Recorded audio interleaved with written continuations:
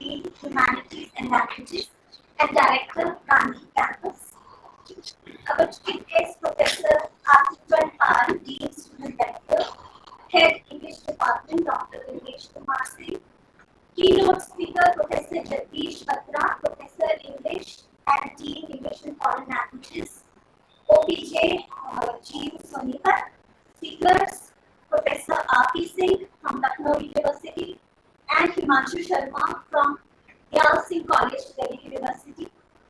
Faculty members, Department of English.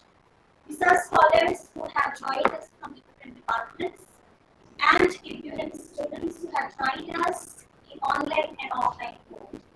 I welcome you all in today's academic talk on Shri Aurobindo's vision of India. Shri Aurobindo was a multidimensional personality. He was a philosopher, yogi, poet, and Indian nationalist who turned on integral yoga, evolutionism, intermediate state, and supermind. So it is a good opportunity to discuss this influential personality who had influenced various people, scholars, academicians, and creative writers all over the world. So without wasting any time, I invite Dr. Bimlesh K Singh for the formal welcome address.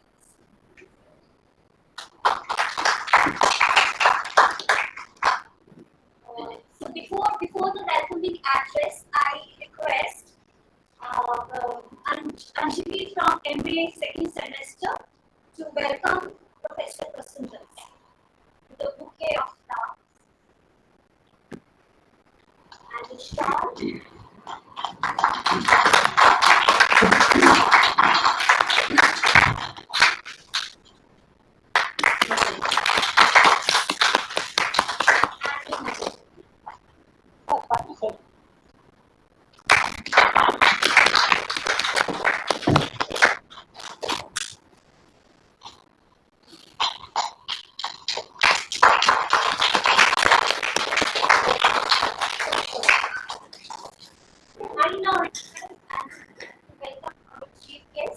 Organizing committee, Sadhula, All the members in the organizing committee to welcome Professor Arttran Pal, Chief Student Welfare.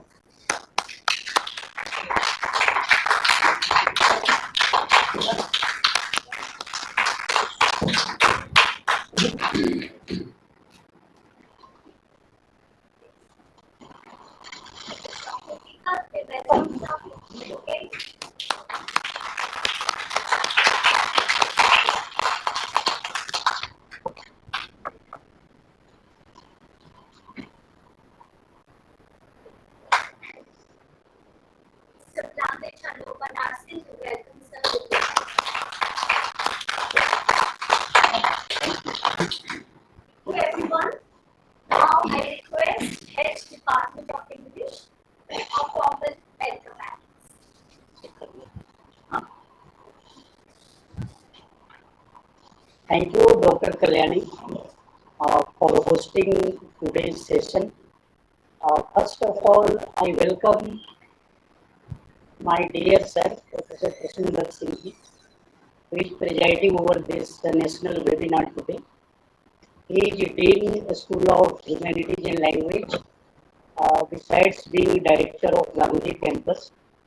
And it is really honor and pleasure for all of us that he is not only a good administrator, he is also an academician. And today's webinar, whose name is Shri Aurobindo's Vision of India.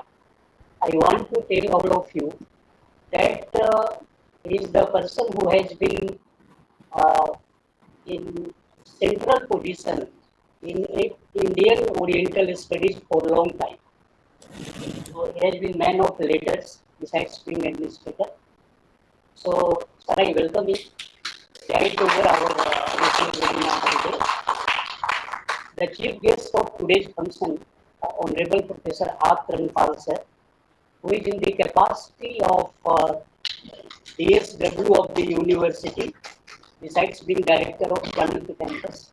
About you, sir, as far as my knowledge is concerned, you are versatile and you have interest not only in science but also in religion and philosophy. You are a man of all seasons, and a smile is the great character of your personality, right? So welcome, you, sir. This is my privilege that in today's webinar, we have been able to get the consent of eminent academicians of India. And I want to inform the House that Professor Jagdish Batra, sir, who does not need any introduction when we talk about Indian writing in English. Professor Batra, I have known him for the last 25 years. And before joining OP Jindal Global University, about which we all know, this is in NCR, and about 80% faculties of OP Jindal are either from South or from foreign. And Professor Batra is there working as a Dean, Executive Dean, English Language and Humanities. And listening to Batra is like walking on waters. If you listen to him, you will find him how spontaneous and effortless he is in his delivery. So it is really our pleasure, sir. I welcome Professor Jagdish Batra, sir, who is going to enlighten us as keynote speaker of today. I also welcome. Please go on. Please go ahead. Yes. Thank you, sir. I also welcome Professor Arttran Singh, sir. Has sir joined? Okay.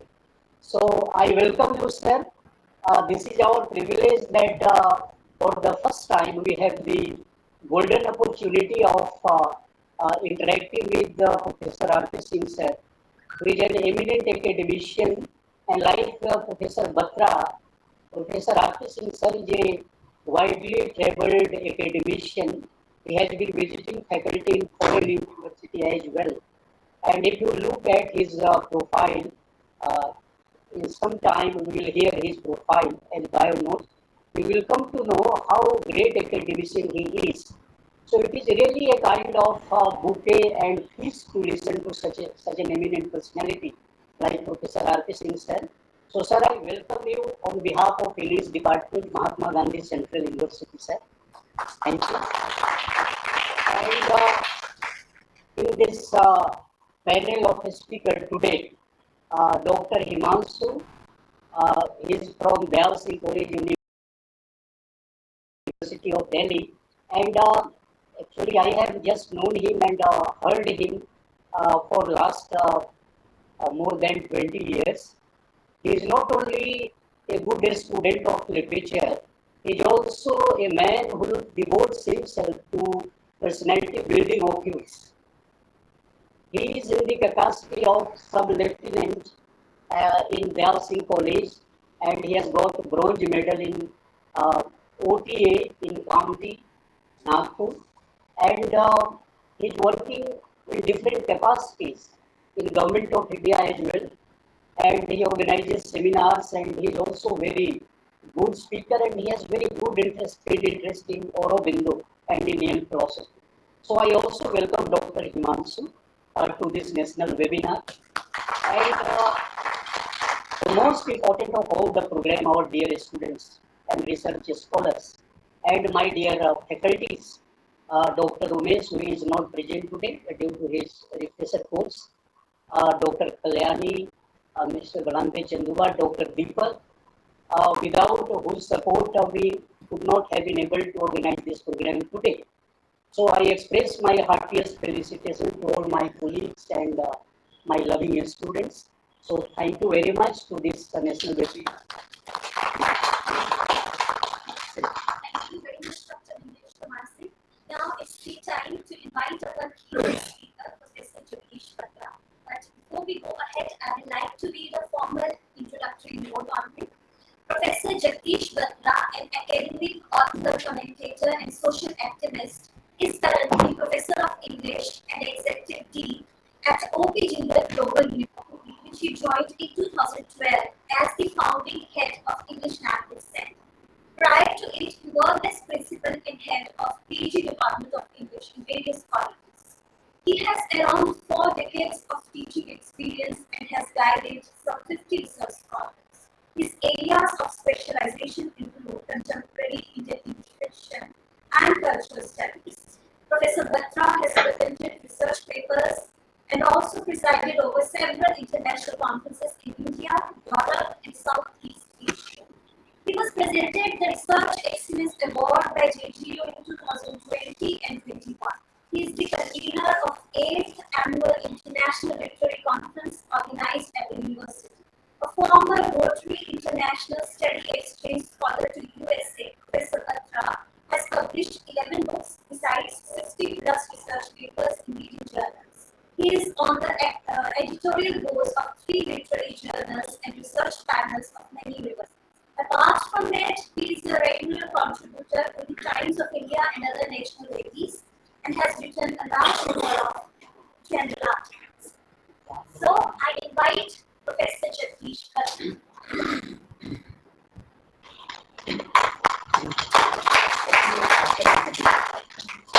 Thank you, all of you, and namaste. I'm sorry my camera is not working, and I'm unable to show my face, which is, of course, not very seeable anyway. So we'll have to do without it. I don't know how it failed at this particular moment. But I hope you're getting me all right. Am I audible clearly to you all? Yes. Okay, wonderful.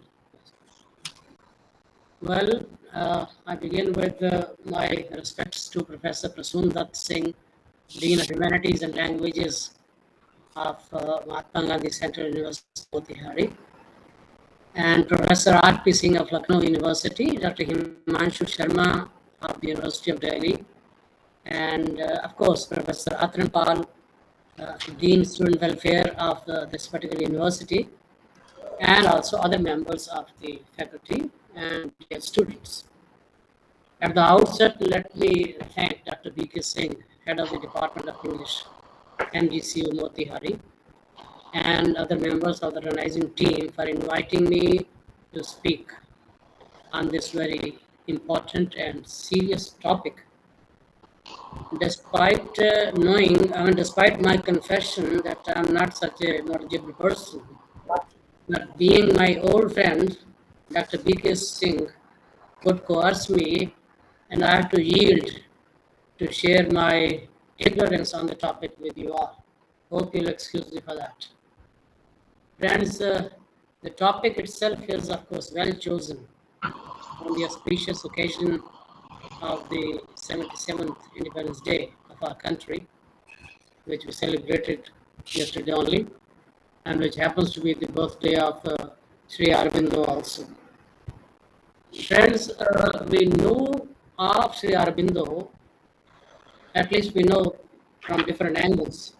We know that he was a great yogi, and there was the Pondicherry ashram built by him, and it still stands as a testimony to his vision of the world, let me say, because Aurobindo is a very great institution which aspired to bring together people from different countries of the world, and still goes on in full bloom. We also know of Shri Aurobindo as a revolutionary for his role in the independence movement, and he was radical in that sense. Apart from it all, we in our universities and colleges also know him as a great literary figure. Am I audible? Is it okay? Yes. Okay, thank you. Friends, we know about Sri Aurobindo, all that, and at this particular juncture, it would be worthwhile to go through his bio detail as well, because in order to appreciate the work of any public figure or literary figure, we ought to have a bit acquainted, we should be acquainted with his biographical details as well. We know that he was born in 1872. The father was a renowned civil surgeon, and his mother was a daughter of Shri Narayan Bose, and Iyengar calls him as one of the great men of Indian Renaissance. Surprisingly, at the tender age of 7, Aurobindo was sent along with two elder brothers, Manmohan Ghosh, who again became a great literary figure, and Vinay Bhushan Ghosh, to England for studies.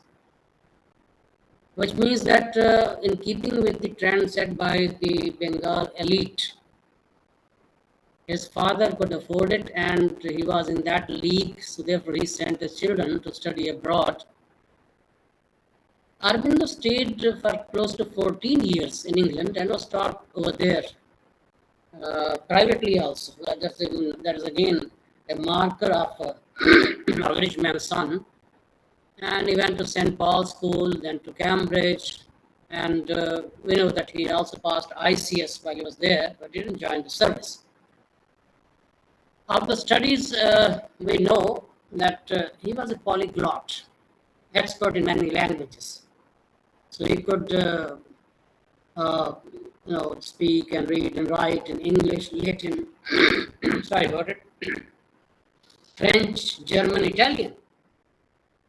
And he was greatly influenced by Greek civilization, which is, of course, one of the oldest civilizations along with Indian civilization. One thing more that we learn from literary historians like Iyengar is that he wrote like the English people.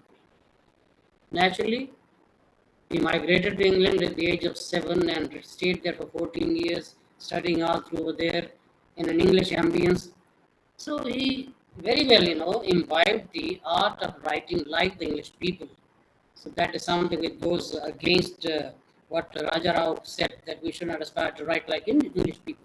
Anyway, when he came back in 1893 to India, he got himself located in Baroda state, first in the service of Maharaja Baroda, and then he joined Baroda College to teach French over there. While he was here, he also learned other Indian languages like Bengali, of course, even though it was his mother tongue, but he acknowledges that he wasn't very well versed in it because he had not been in touch with this language. So he redid his Bengali here, learned Sanskrit, Marathi, Gujarati. So in all, we can say close to 10 languages he had mastery of. Now, from then on starts a brief phase of his foray into radical politics. In 1906, he attended Varisol Political Conference and took a plunge in politics. Also, he was there at the Surat Congress of the Nationalist Party, and he started publishing also, and there was a well-known text of which we know, which is called Bhavani Mandir. It's a revolutionary handbook, actually. Naturally, the British who were ruling at the time could not have taken kindly to it, and they put him in the jail. In 1908, he was imprisoned on charges of the Muzaffarpur bomb blast case. And while he was in the jail, I think all of us know that he mentions in his biography, sorry, not biography, but elsewhere also, that he had Vasudeva Darshan of Lord Krishna. And that's life. He noted that it was not the high walls of the prison, but Vasudeva himself surrounding him. The tree in the compound in front of his cell became Lord Krishna standing there and providing shade to him. The inmates of the jail, whether these were the guards or these were the criminals, there could be robbers, there could be rapists, there could be others also, they also appeared to be Narayan, even in, and I quote here, his own words, in these darkened souls and misused bodies. Even in these dark bodies and dark souls, he could see there was the divine spark, there was the divine presence. I mean, there could not be any better, so to say, vision of Vedantic philosophy here. In 1910, he reached Pondicherry, dissociated himself from radical politics, and over there he started his ashram, was joined in 1914 by Madame Mitra Richard, who was an Egyptian Jew with French nationality, and later she was called the Mother. So that's the brief bio note. Coming to his works, Aurobindo was a prolific writer. He has left some 36 books and number of articles. There's an estimate that it was 21,000 pages in all, comprising of 6 million words. He has written poems, plays, theory of poetry, commentaries on Veda, Upanishads, Yoga, Gita, and of course there are a large number of letters also which is left behind. As teachers of literature, we know about his 5 blank verse plays: Perseus the Deliverer, based upon an ancient Greek myth. Then there is the Wazirs of Basora, based upon Harun al-Rashid, Caliph of Baghdad. Vasant Datta, based upon our own history. Roti Queen is a Syrian romance. Another play was Eric, which is based upon a Scandinavian tale. Now look at the kind of material that he got from different cultures. So it was a cosmopolitan outlook that he had.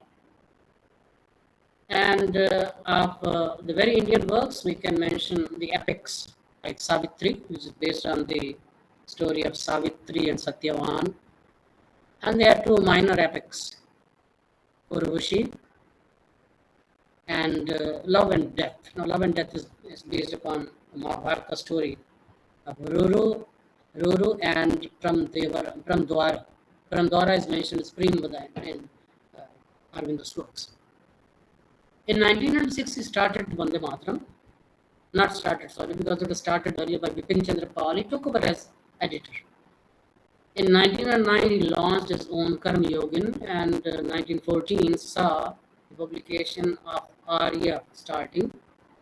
Now, all the articles, which appeared in Arya, and Arya continued for close to 7 years. Now, these articles have been compiled into several books, non-fiction we call them: The Secret of the Veda, The Ideal of Human Unity, The Divine Synthesis of Yoga, his magnum opus, The Life Divine, The Foundations of Indian Culture, Renaissance in India. So what you see is that he totally devoted himself to the study, understanding, enunciation of Indian culture and cultural texts. It's a great and multifarious corpus, I can say. And critics say that his contribution to English language and to English literature can be seen in another way. He Sanskritized English language, Sanskritized, using a number of Sanskrit words, and we can also see impact of Sanskrit meters also. He himself calls his poetry of soul, as distinguished from other types of poetry. We know T.S. Eliot was in favor of unification of sensibility, but basically we treat as poetry as intellectual one. And there is also the emotional poetry of, say, romantic poets. But then here is poetry of soul. So how exactly one actually tries to disentangle this particular concept? Well, there is no intellectual approach here. It's a spiritual text born out of experience of Shri Aurobindo. So instead of intellectual approach, one needs to have practice of yoga in order to understand the books also. I mean, that is a very valued comment by a leading critic. Now, coming to his vision of India, for which this particular seminar has been organized. Friends, when we think of Shri Aurobindo, we think of the concept of nationalism which stands embodied in his figure. When we read his letters and articles commenting on political events or on underlying undercurrents or underlying theories or concepts, we feel that he is talking of our times. All that he wrote at that time seems very, very contemporary also. What he said was basically the text written by a visionary. And a visionary is one who can foresee the future, and his words actually become kind of what we say Brahmavakya. So it happens actually in time, and that's happening here also. When Indian independence was announced, it was his 75th birthday. And his message on that occasion was, and I would like to quote, I take this identification not as a coincidence or fortuitous accident, but as a sanction and seal of the divine power which guides my steps on the work with which I began life. So it's not accidentally that, it's not quite accident, it's a divine sanction that, okay, India becomes independence on your birthday and there is some great task assigned to you. And he further says that, and I quote, this is not a feeling in me, this is not a new feeling in me, not of recent origin.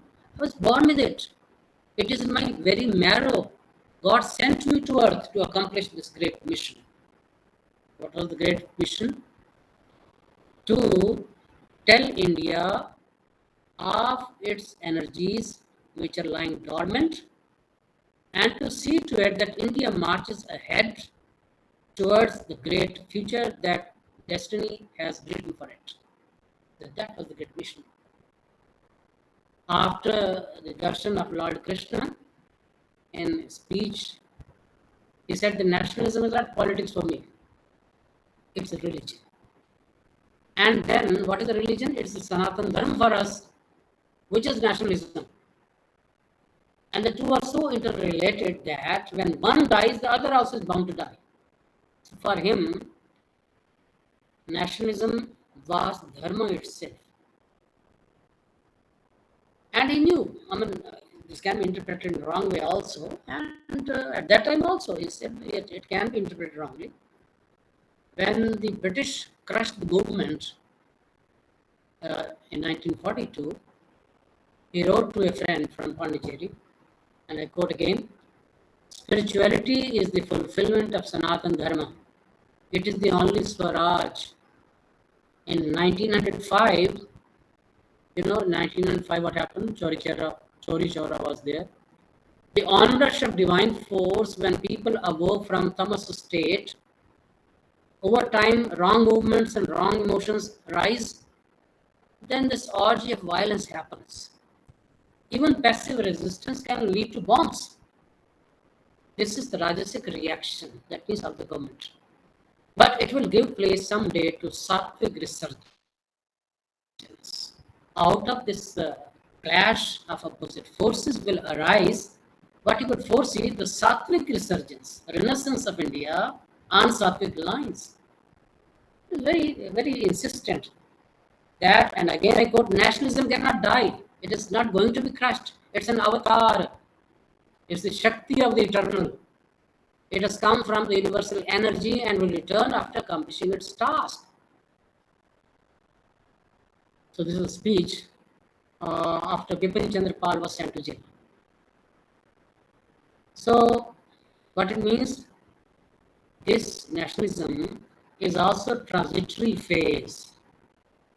Maybe it will accomplish its task and go back to divine energy from which it has come. It is an avatar. So avatars come for a specific period. Then what will happen? We'll talk of it later. So he had a great road plan in front of him actually. When partition happened, he still believed that the soul of India was alive. He says, I believe firmly that a great and united future is the destiny of the nation and its peoples.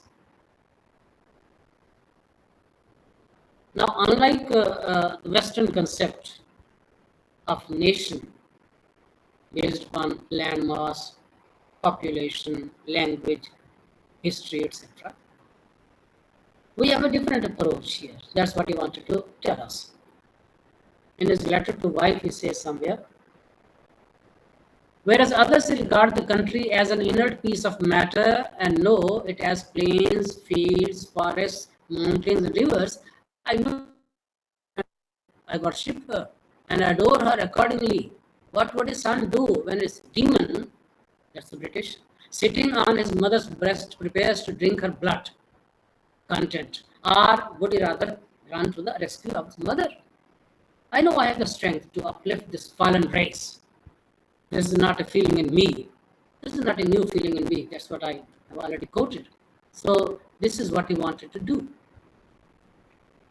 His vision of India starts with the vision of with the idea of the self. And self here is not isolated, solitary, individualistic entity. It's like there's a novel by Amritlal Nagar, Boond and Samudra. It's like a boond in Samudra, a drop in the ocean. We live in society, we're part of society, and we are intimately connected to society. We can't look at ourselves not being isolated from all that, alienated from all that. What are the ideals? At the base of it, the approach is Tat Tvam Asi, that is, you also are the same which I am. And he says, Ekam Sat Vipraha Bauda Vadanti, that is oft repeated but hardly practiced. Truth is one, but of course, the scholarly people approach it in different routes, in different ways. On 15th August 1947, he had spoken of 5 dreams in a message that was broadcast on All India Radio also. He said, I have 5 dreams. It should be free India. It should also lead to a resurgence of Asia. And then further on, to human unity. And then he wants spiritual message of India going out to the wide world. And then it will happen that descent of supramental will come. And we'll talk of supramental a little later. And it will totally change human consciousness on the globe itself, in the world itself. So that was the roadmap which he wanted. How far we have been able to cover it, it's for all of us to see. He was for the unity of mankind. And how to achieve unity of mankind? We see there's a lot of infighting common in every civilization. Now, politically, it's a very unstable scenario, but culturally things are different. So how to create humankind's unity while retaining what everybody wants, cultural diversity. And there were certain concepts of the time, for example, referring to French revolutions, tried, liberty, equality, fraternity. He said liberty and equality, as talked about, are myths because you neglect fraternity. When you talk of liberty, you talk of pure democracy. When you talk of equality, you talk probably of Marxist society where everybody is supposed to be equal, is not equal, of course. But we forget this third element of fraternity. All these ideas relate to soul, not to material development. And unless you have that feeling of fraternity, you will not have real equality or real liberty also. So this is how he interprets this. That means he is mixing Indian approach to Western approach. So fraternity can be achieved only through soul's development because it's embodiment of the divine. So he was a great synthesist, we can say. Synthesis of national and supranational identities is what he aimed to do. And diversity and even multiplicity is created by God. You can't do away with it. We have to live with it, and we have to see what is the essence of it at the basic level, at the very, very minutest level. Just as the scientist explores and finds the atom, a spiritualist finds soul. And when you have a darshan of the soul, it's all same everywhere in everybody, just as he saw in that jail. If when we can approach that particular state of mind, a state of, say, heart or soul, whatever you choose to call it, then probably real equality can be attained. And then there was also the theory of evolution current at the time. You know that Nietzsche envisioned a Superman, and explained it in terms of a man with superior potential who masters himself and can coin his own value system also, can create his own value system also. So this later became the cornerstone of existentialism. We know there were others like Kierkegaard was there, Sartre was there. So it went in different direction. Even though he has mentioned, Nietzsche has mentioned somewhere that he was thinking of a person, he should be a Caesar with Christ's soul, Caesar with the soul of Christ. But you know how Nazis understood it, and then of course this World War happened. There was the theory of Darwin, and then Bergson also, Bergson's Elan Vital, which we also study when we teach Bernard Shaw. Elan Vital is a blind life force that follows ruthlessly its own evolutionary course without taking any straight line. G.B. Shaw's Man and Superman is illustration of this particular theory. Now, Sri Aurobindo believed that Darwinism merely describes a phenomenon of the evolution of matter into life, but does not explain the reason behind it. While he finds life to be already present in matter, who Aurobindo finds life already present in matter because all of existence is manifestation of Brahma. Aurobindo's life force, which we can interpret as the yogic prana shakti or maybe kundalini, is not blind. Having attained that evolutionary stage, which Aurobindo calls supermind, the evolved person, the evolved divine, let me say, also transforms the human race into a supramental race. It's not merely self-satisfaction, which should happen just as we think of sannyasis, and over there also there are different concepts. Arya Samaj believes that, well, if you go to the jungle, you're a sannyasi, you're vanaprasthi. And after that, 25 years of period of vanaprastha, you have to come back. You'll be sannyasi if you work for society, you preach to society, you correct the ways of society, and stay in society. So that is probably the concept which he is also trying to project. There are other notions also like Hegel's absolute spirit, Walt Whitman's oversoul, our own spiritual knowledge enshrined in Advaita philosophy of Shankara is also reflected in simple Gayatri Mantra. So it seeks the effulgence of gods. Gayatri Mantra, if you go to the meaning, it requests Almighty to lend the effulgence, the radiance of gods. In a way, we try to evolve, go into the category, sit in the category of gods themselves. It's a wonderful mantra. So Advaita basically believes that the two, whether it's the oversoul called God Almighty and the human soul, are one, not different. And he was a true Vedantist, of course. And I like to explain Aurobindo himself also as an evolved being, and in our philosophical system. How much time do we have? I'll just finish with 2 minutes more, please. So I like to explain Aurobindo as an evolved being, and in our philosophy, we believe in rebirth, and we also believe that spiritual progress happens over several lives also, unless one has had the wild card. What's the wild card? You have the Guru Kripa or divine blessing. Some people call it Raja Yoga. So if that happens, fine, you can attain salvation or redemption in one lifetime. Otherwise, over several lifetimes, you inch towards it.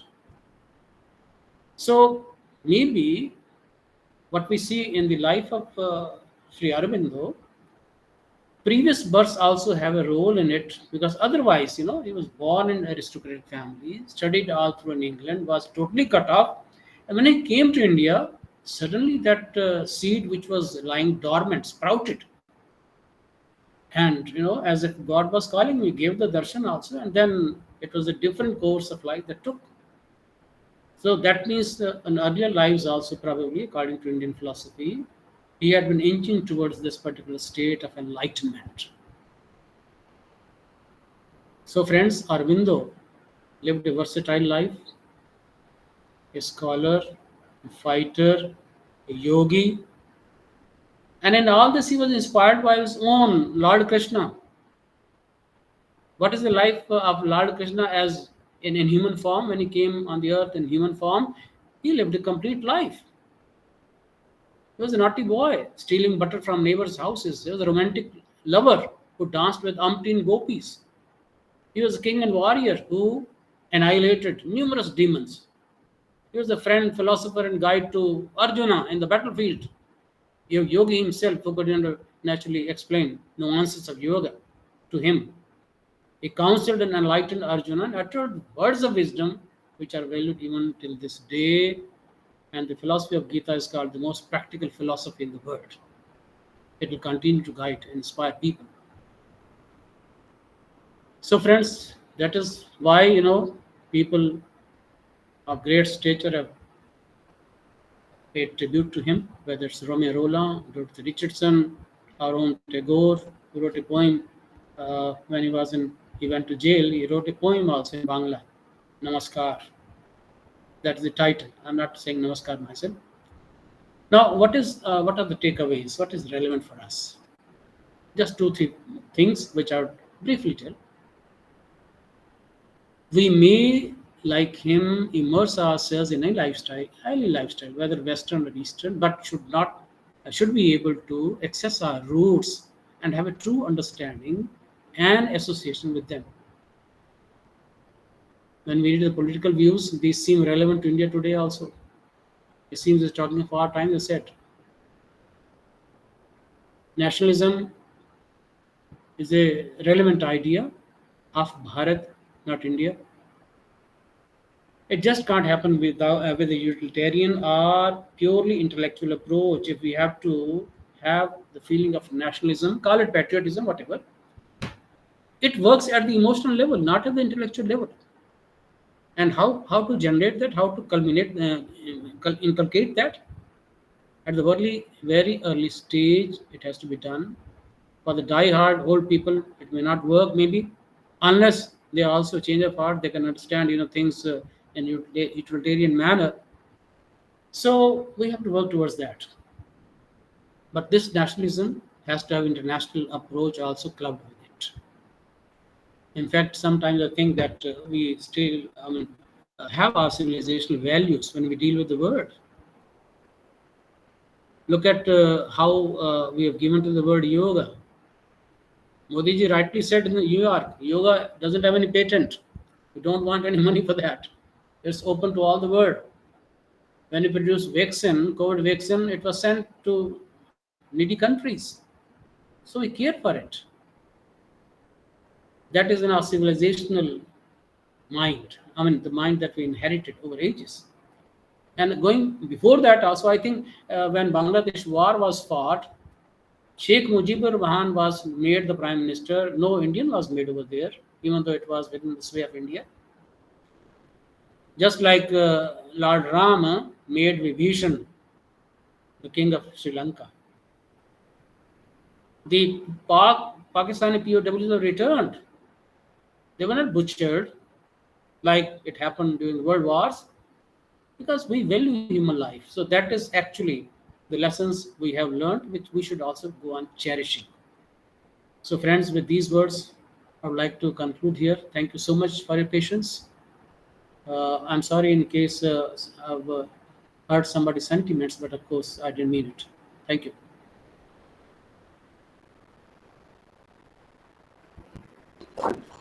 Thank you very much, Professor Batra, for shedding light on the academic and literary works of Shri Aurobindo. And you also share linked it with his biographical details, which is of course very important to understand his works. You told us how Shri Aurobindo was able to relate to three diverse fields, if we can say Indian knowledge system on one hand, and modern concepts like nationalism and freedom. For Aurobindo, nationalism was dharma and freedom was swaraj. Life force was pran shakti. So it was really very enlightening to listen to you. I was reading online, Aurobindo didn't believe in idolage.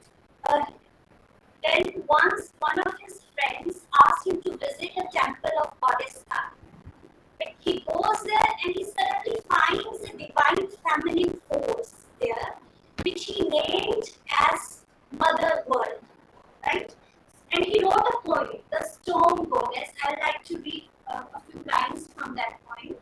In a town of gods, housed in a little shrine, from sculptured limbs, the Godhead lubed, a living presence, definite and divine, a form that harbored all infinite.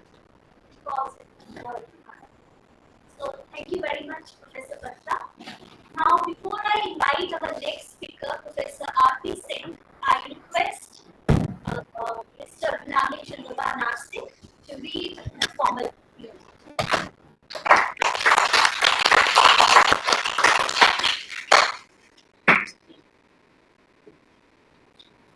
Good afternoon, everyone. I'm here to introduce Professor R.P. Singh.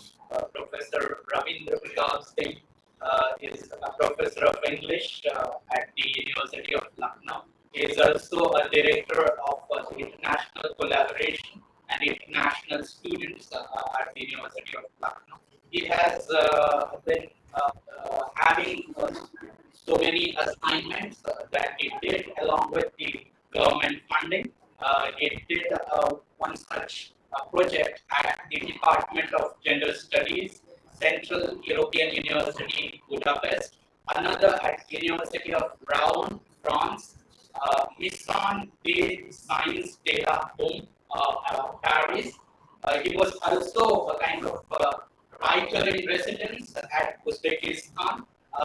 His writing is so vast that he wrote on literature, culture, art, Indian studies, and he got it published from several reputed publishing houses, including Oxford University Press, Sage Publishing, Springer, Blackwell, Macmillan, Warsaw University Press, New York, and many more. To name a few writings of R.P. Singh is Flea Market and Other Plays. He has been known as a playwright in Hindi and in English. He has written a poetry collection, which is one among his many works, is Neeli Aankhon Wali Ladki.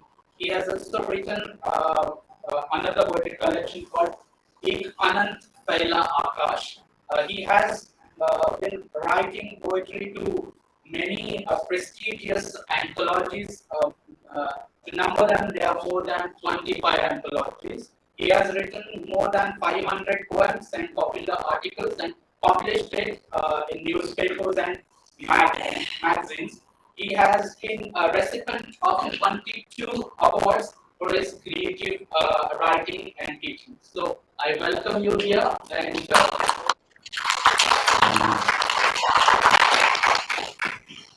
thank you so much for your kind words. This is immense pleasure for me to talk about Shri Aurobindo on this occasion.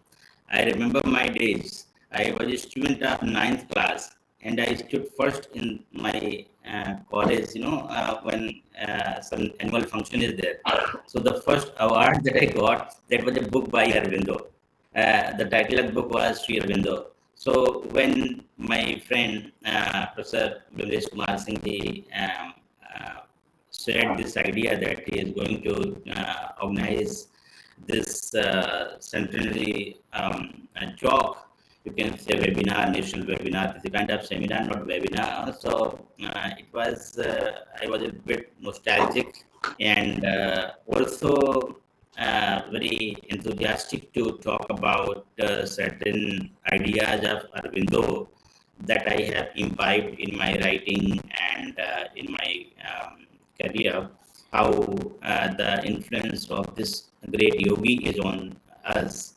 So I extend my greetings and regards to the administration of this prestigious university, Mahatma Gandhi Central University, East Champaran, Bihar.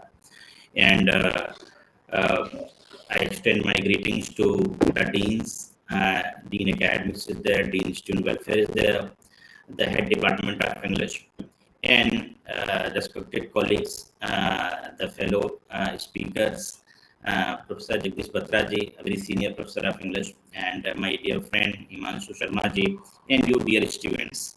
It is such a how apt decision to talk about, to organize an event in this phase of Azadi Ka Amrit Kal, and to remember this visionary Shri Aurobindo. And the concept is that the talk we are going to talk about, we are talking, I think Professor Batraji has chalked out almost everything that is associated with the life, writing, works, philosophy, different connotations emanating out of that. uh, I would be sharing some very practical ideas, very practical tips that we student of English, because the topic is India in his work. So how can we talk about India in the works of Aurobindo? How can we talk about the works of Aurobindo in India?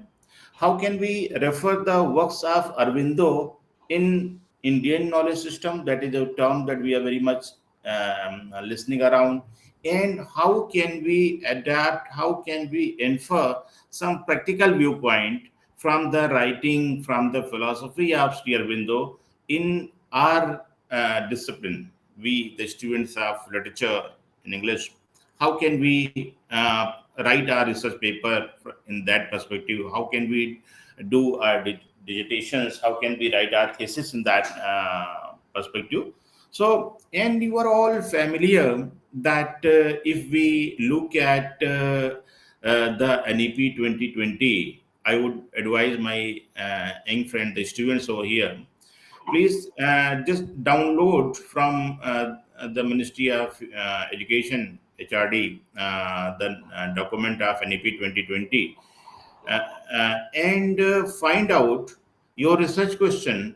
How can you refer, how can you negotiate the philosophy of Aurobindo as given in his writings, and how, what are the reverberation of that in the NEP 2020 document? So you will be finding a lot of things over there, and it can become a very good research paper for you. Also, the moment we talk about English language methodologies, we are studying nowadays so many teaching methods. If you have a paper of English language teaching in your curriculum, so you might be familiar with the different recent methods. Cultural immersion, we have communicative language teaching, and of course we have the direct method of teaching and many other method of teaching. So we can apply many ideas of Aurobindo in that. So keeping that in mind, we should talk about Aurobindo, not only as a national hero, not only as a thinker, a philosopher, someone who has given new insight on Indian aesthetics, Indian freedom movement, Indian knowledge tradition, but also the person who is there as an icon for us in our English studies. How can we do that? That is closer to our heart. And you see, if you look at the whole span of English Renaissance, Indian Renaissance, you talk about Indian intellectual fora, you talk about Indian intellectual during last 200 years. So you'll see that he is one of the selected few people. But if you make a quantitative research, talk to some 200 students around, 50 students around, you will find that the complete personality of Aurobindo is not said. It is not known to us. Someone consider Aurobindo, Sri Aurobindo as a peripheral figure, a philosophical saint. Someone find them as someone who was a very great intellectual, and initially he started his career in politics. Then he shifted to the spiritual for a spiritual field. So all these things are there, all these personalities are there. But after this webinar, I would request the young students to take 2-3 poems of Aurobindo and try to write a paper on that. I'm not a philosopher, and I'm not a very, I don't specialize Shri Aurobindo, but when my friend gave me this task that you have to speak something. So as a teacher, talk sometimes British literature, sometimes Canadian literature, sometimes linguistic, anything. So before telling all these things to you, I developed a research paper. I selected some poems, and I will share the title of the poem. You can share. I selected three poems of Sri Aurobindo. To a hero worshipper.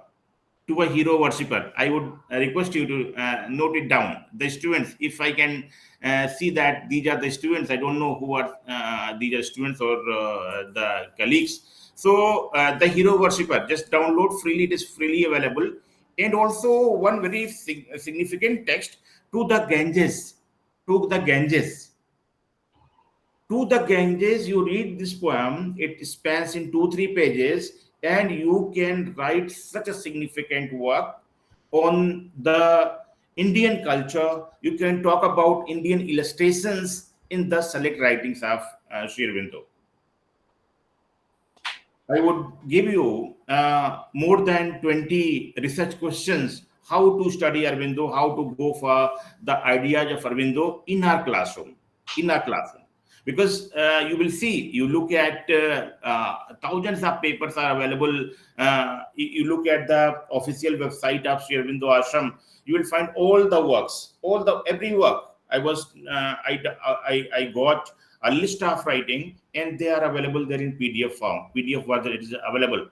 Dear students, the current scenario, the current educational scenario, when we are looking at the concept of globalization, on the one hand, we have to meet out the aspirations of nation. On the other hand, we have to stand at par with the global sensibilities, global aspiration. And also, we have to look at our surrounding.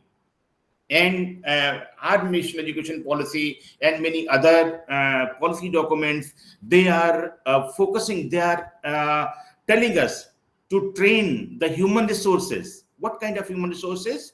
That is competent, that is creative, and that is motivated. Competent, creative, and motivated.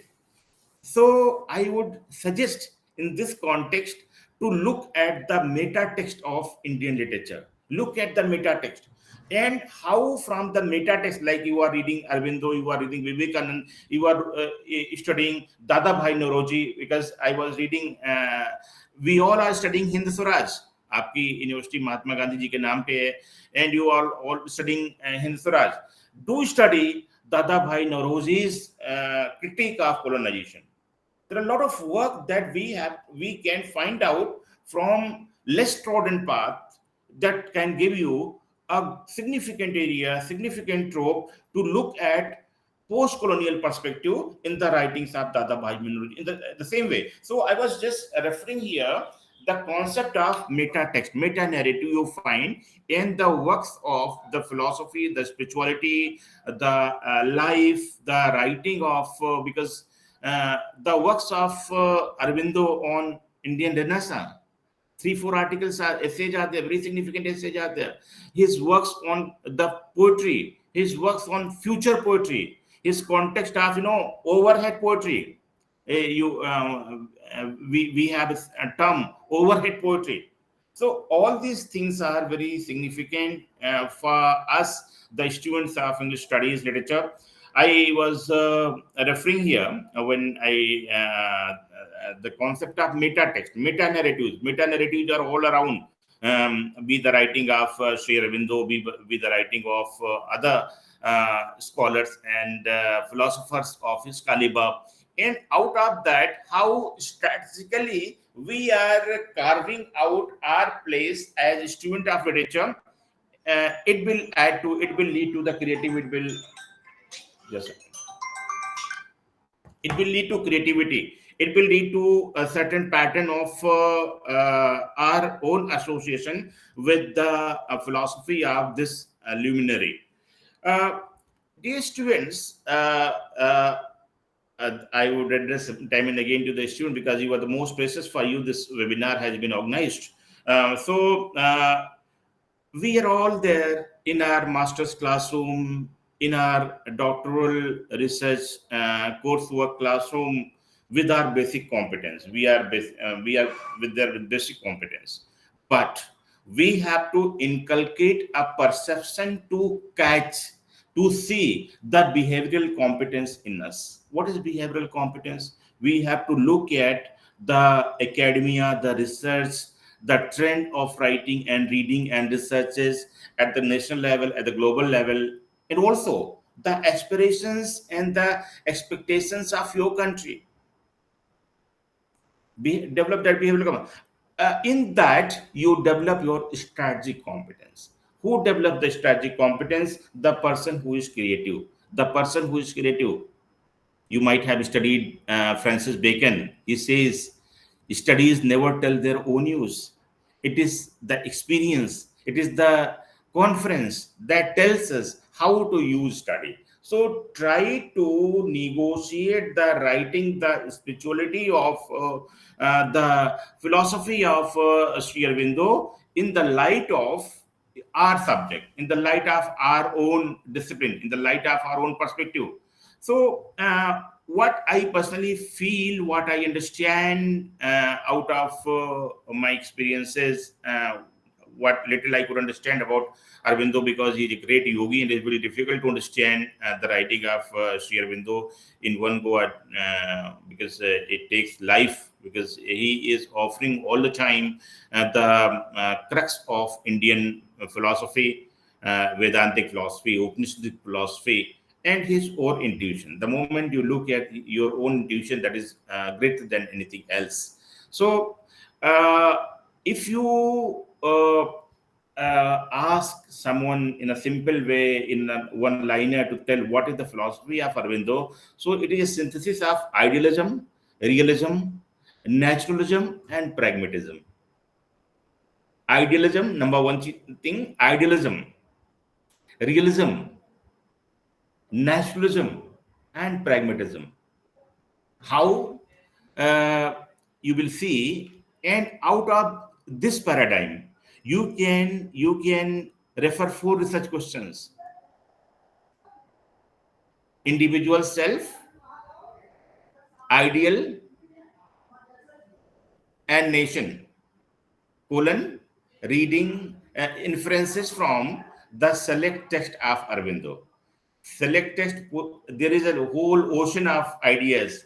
You can take anything. Realism, realism you can talk about. It is rather rather difficult to find out how realistic he is, but you can infer your ideas from the different phases in the life of Sri Aurobindo. How he shifted to higher studies, how he shifted to his work at government, and how he left that, and how he shifted towards the spiritual rendition of ideas, in fact, and how what he talks about.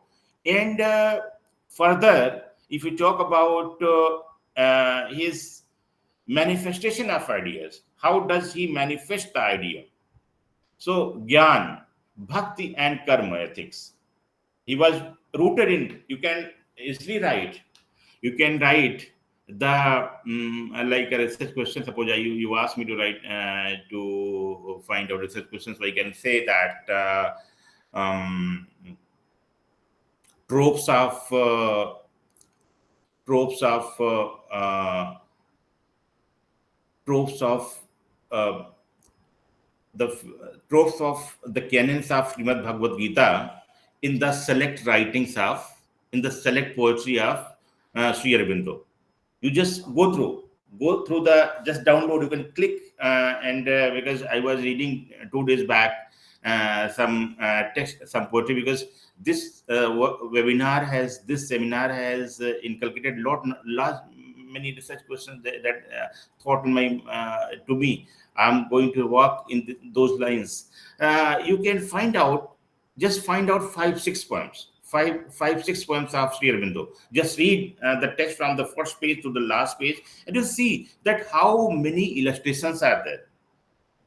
You look at the when we discuss T.S. Eliot, we find that T.S. Eliot's poetry is full of allusions, full of illustrations, full of different text. You read Aurobindo, you will find that the poetry of Aurobindo is full of the references from the Indian cultural text.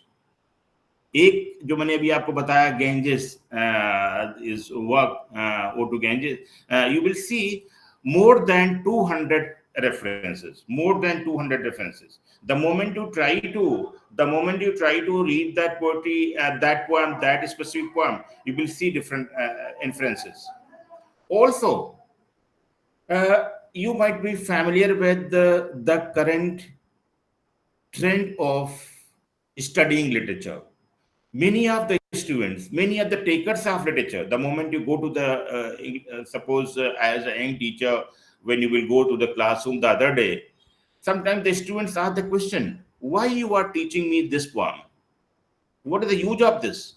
So such questions are there also. Suppose any of your friend who is pursuing his or her master's and graduation in medical sciences, pharmaceutical sciences, technology, engineering. So the person is asking you the utility of the subject, utility of the thing. So many times the fellow people in our society, they ask, भाई आप क्या करते हो? मैं तो doctor हूँ, मैं तो मरीज का इलाज कर देता हूँ. आप लिटरेचर पढ़ा, किड्स को पढ़ा क्या करते हो और विद्या को पढ़ा क्या करोगे? So what kind of from this perspective, I would suggest you to read the writings of Aurobindo also. We all are familiar with the perspective of practical criticism. How do we, suppose we take a poem, how we interpret the poem? We do the practical criticism perspective. A little higher level, if we go a little higher level, we try to develop the hermeneutic perspective out of that text. If you go a little higher, you try to teach that poem, interpret that poem, develop the idea from the cultural studies viewpoint. Also, the current society, that is society of communication.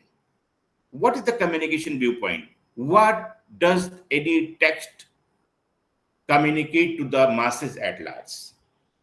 You might be familiar with many guidelines of UGC, University Grant Commission, that what kind of researches should we do? What should be the perspective of our research? So I would suggest that we can, my assumption is that, in my humble submission to this August gathering, that we can also find something for our life. Poetry, we can read the poems of Sri Aurobindo from the perspective of communication. How does they sustain, those texts sustain in, you can say, in India, the concept of India. So India, what is the utility of that poem in the current scenario? Because you see, in the present phase, when the postmodernism is over, we are living in the phase of critical thinking, postmodern, many factors are there. So how do you relate that?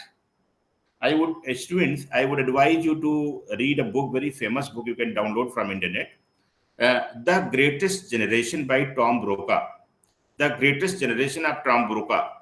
That gives us different perspective to look at the different ages. Currently, we are living in the alpha generation, right from 2015 to the current scenario. We are there. So how are we going to negotiate the writings, the ideas of Sri Aurobindo in that perspective? That will be significant. When you look at the concept of Renaissance, I have a quotation here. I have just taken a print of that page from the first page of his article. He writes, "This Renaissance this new birth in India, if it is a fact, must become a thing of immense importance both to herself and the world. To herself, because of all that it meant for her in the recovery of the change of her time old spirit and national ideals, to the world because of the possibilities involved in the rearranging of a force that is in many respects unlike any other, and its genius very different from the mentality and spirit. You can see one paragraph. I have just downloaded one paragraph. There is one sentence. One sentence. You can also make a discourse analysis of this. You can, because you can write a paper from the viewpoint of linguistics also. How the phraseology is that, how his style is that, is there. So these are the context, these are the perspective that we can read in Aurobindo. That will be a true homage to a great visionary, great saint, great philosopher. We all know that he was a yogi. We all know that he has given the concept of gyan, karma, and his spiritualism is there. But how we are bringing that, the this will be the true homage to the writer. I see we are all, suppose I suggest you to write to read a paper, to write at what time, I think, sir, how much time do I have now? 10, 15, 10 minutes or 15 minutes? Yeah, yes, 5 minutes. 10 minutes. Okay, 10 minutes. So you can take. Okay. Because 3:20. Okay, I will finish in 10 minutes. I will just give you some very practical ideas about reading the poem. एक मैंने poem उनकी download किया, उसका नाम है to a hero worshipper. To a hero worshipper, आप लोग भी करिए. And I would, the moment I was reading this poem, one idea flashed in my mind to write a paper that Indianness in select English texts, Indianness in English poetry, colon, reading select poems. So you take one poem from Shri Aurobindo, and you can take one poem from Nissim Ezekiel. Nissim Ezekiel is full of, you can make a comparative study. To a hero worshipper, I see, my life is then a wasted rhyme, my word, my song, but idle wind, because you merely find in all this woven wealth of rhyme, harsh figure with harsh music woven, this uncouth voice of gorgeous words, a ruby, a casket of sounds, a cloud of lovely words. Mine is not Byron's lighting spear. You see a paragraph. Mine is not Byron's lightning spear, nor Wordsworth's lucid strain, nor Shelley's lyric pain, nor Keats the poet without peer. I, by the Indian waters vast, did glimpse the magic of the past, and on the potent pipe I play warp echoes of earlier day. So you see how close, how much he is associated with our cultural text, and how he is giving a prelude of his subject matter, what he's going to discuss. My friend, that next stanza is there. My friend, when first my spirit woke, I trod the scented maze of fancy's myriad ways. This line is a very simple poem. You can note down the title, The Hero Worshipper. The Hero Worshipper. And this poem, this is very significant, and I'm so much because I have been teaching language literature for 25 years, but I could never see this, because this is because the test of, I don't know what is the politics of curriculum development, because there are all the time when we make syllabus, there's a politics behind that. So how such important texts are not prescribed to us, to the Ganges. Hearken Ganges, Hearken thou that sweepest gold into the sea. You just find, because landscape in poetry, you can write a paper.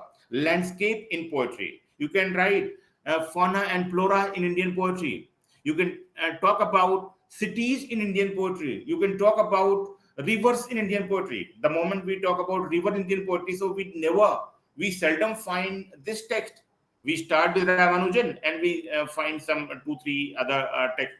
But I see this poem goes in these 2 pages and one small paragraph. So, but you can elaborate some 2,000 words and you can easily develop this text into a research paper.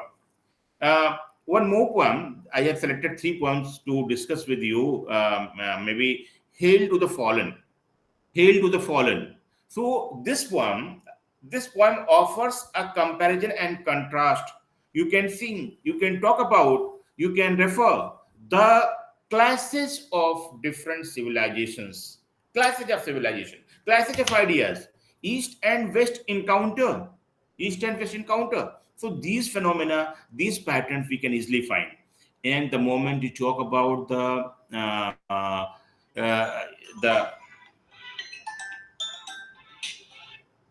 the moment you talk about the perspective of pedagogy, the moment you talk about the education, so it is such a happy note to see how visionary Sri Aurobindo was, because he was referring to you will find, just check on internet, you will find Arbindo's ideas on education.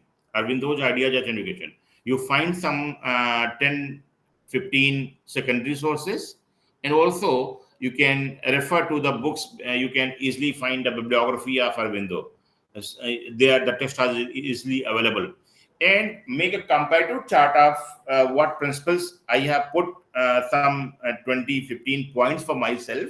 I will read for them because it is not that soothing to read, but I will see that he has referred to child-centric education. He has referred to the inferences from your own tradition, your own values. He has mentioned the manifestation of, you see, the communication in your mother tongue, in your all these things are there. You can develop different papers from the perspective of teaching methods, from the perspective of communication theories. How can we develop our ideas? So I would suggest you, because the time is running short, my suggestion to you is that to develop at least one research question. I'm now communicating with dear students.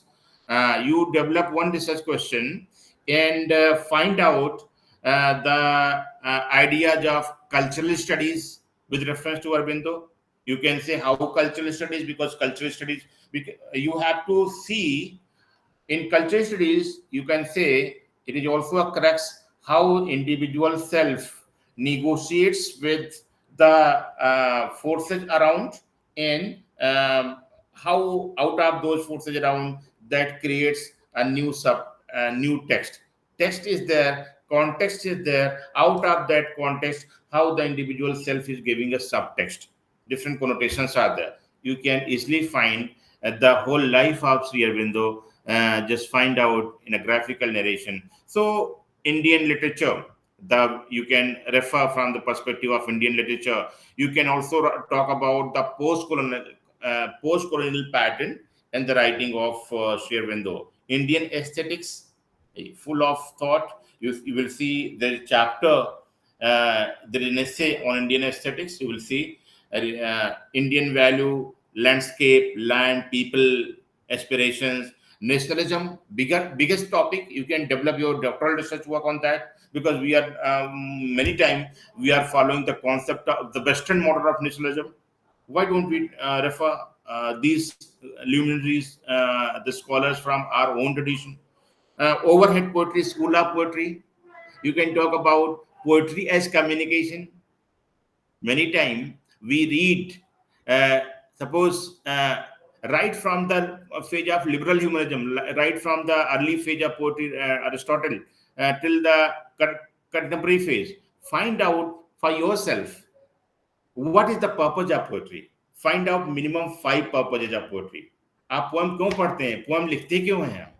Just find out and do locate the place of Aurobindo, the version of Aurobindo in that. So you can refer Upanishadic references, you can refer Vedantic references, lot of philosophical things, lot of things are there, lot of perspectives are there. I would suggest you that nobody tells us how to use literature. It is our experience. Again, I'm taking it towards Bacon. Studies never tell their own uses, but it is the experience that tells you. And out of the meta text, we have to find out mini narratives. We have to find out our own perspective, because in academics, you have to look at, we are all entering our job, we are all entering our courses with our basic abilities, but how much we are able to negotiate the circumstances, the surroundings, the meta text, the cultural text, the different issues in our academia, and out of that, what strategy we are taking, who will take a strategy, who is creative. Because gone are the days when in the phase of AI, when the phase of chat GPT, until you are creative, you are not holding any charm in your profession. So Aurobindo, Shri Aurobindo, we are talking about a great yogi, we are talking about a great philosopher, we are talking about a great writer, author, what not. It is ocean in itself. So how are we going to look at that ocean? उस ocean को हम we can enjoy that, we can take bath in that knowledge tradition, we can just see, we can take pictures, what reflection we have. So this is a fine tribute, and I congratulate this stream department that sir, you have thought over this issue, and you are organizing this webinar that will inculcate different ideas in the young mind and the mind. Thank you so much. Thank you so much for listening to me.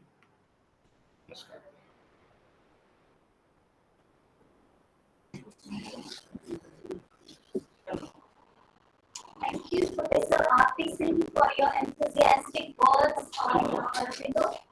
And you specifically talked of utilizing the idea of Aurobindo in our practical life as students and teachers. Aurobindo is a less discussed and unexplored topic, and there's a scope for a lot of academic research. You served a lot of food to us for thought, and you encouraged us to be creative and constructive.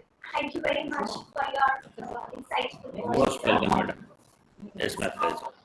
It's time for inviting our third speaker, Dr. Himanshu Sharma. I request Dr. Deepak to introduce us.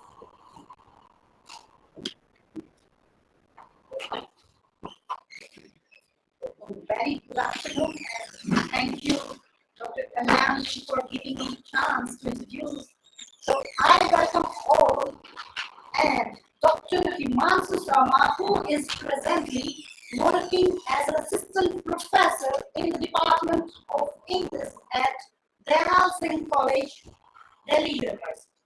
He has a teaching experience of more than 20 years, and he is author of 4 books.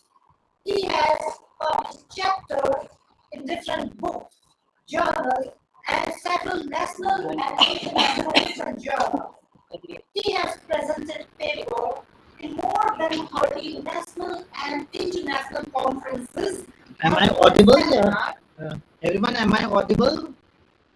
He was a resource. Meeting you after so much, so I would interrupt. Definitely, sir. Pleasure is mine. Pleasure is mine, sir. Okay. Pleasure is mine. I will not interview. Deepak, thank you very much. Thank you, Dr. B.K. Singh, and my dear friends. It is not required. Okay, there are certain reasons I don't want you to speak much about me and my credentials. Reason behind what I am today is because of these 3 people I think you people must not be knowing, but it would be great if you just listen to this discourse. Professor Jagdish Batra ji, he was my teacher when I was in undergrad, and Professor V.K. Singh sir, he taught me when I was in post graduation. He was my research guide. Why I'm saying research one? Because uh, he was guide in all aspects. The thing is this. And thereafter, I did my PhD also. And Professor R.P. Singh, sir, he was the person who came for my Viva Voca. So you can't imagine how it is quite nostalgic finding R.P. Singh, sir, here. And all credit goes to Professor B.K. Singh. Thank you very much, sir, for inviting me for this lecture and just giving me this opportunity to meet Professor R.P. Singh sir and Professor Jagdish Batra sir. Sir, my sincere thanks to you and good afternoon, Professor Jagdish Batra ji. If it is convenient, shall I start? Because I think you people are, I think, quite late. So, if Professor Singh allows me to move ahead, so I can move further. Yes. Yeah. Okay, so I would like to share something, a kind of a PPT that I have prepared. So, could it be possible on your part to show it if I try to just share it? Just give me 1 second, okay? Please bear with me.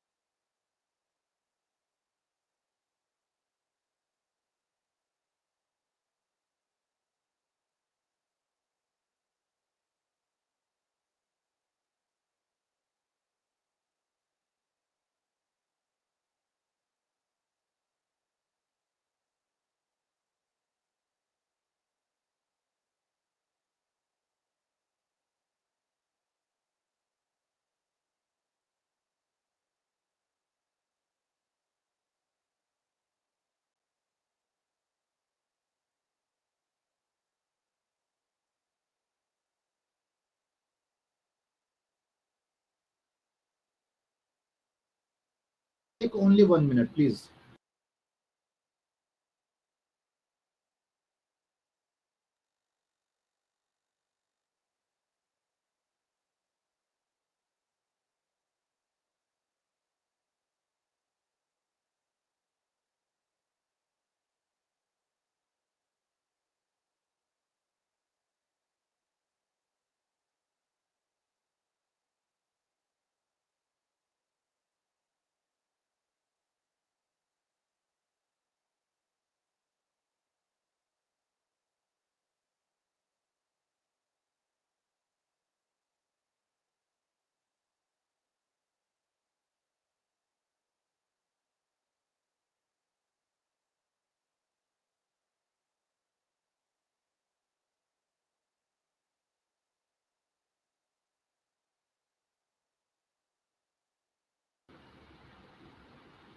I hope it is visible.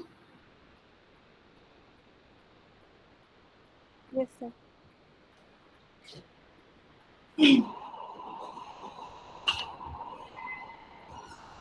I hope I'm audible also. Yes, sir. Yes, sir. Go ahead. And my screen is visible also. Yes. sir. Okay, so the topic is the ideas of Shri Aurobindo Ghosh on the Indian culture and nationalism. Uh, it's not moving. Yeah, it's moving now.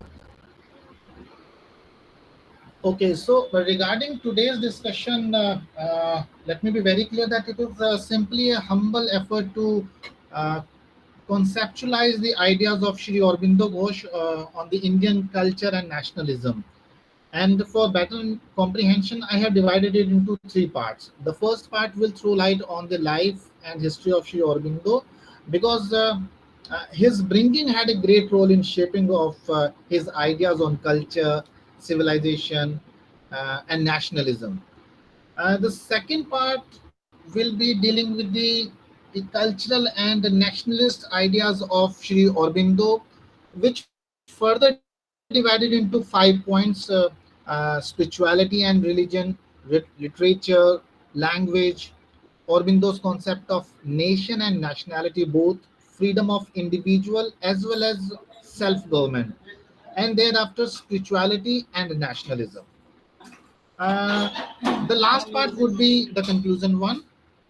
So, without taking much of your time, I'm not going too deep into telling you about uh, that Shri Aurobindo was born in Calcutta on 15th of August 1872. Early age in very early age, he went for education purpose in England, and thereafter he returned back in 1893. Just giving you a quick look that he was when he came back, he worked. Uh, in the princely state of Baroda, and he was appointed as a professor also. But he joined Revolutionary Society, and it's like that. Not only just for the sake of joining anything, he actively participated in the leading role of some kind of secret preparations for an uprising against the then British government, but of course for the independence only. During that time, in 1906, soon after the partition of Bengal, he quit his post in Baroda and went to Calcutta, where he soon became one of leaders of nationalist movement.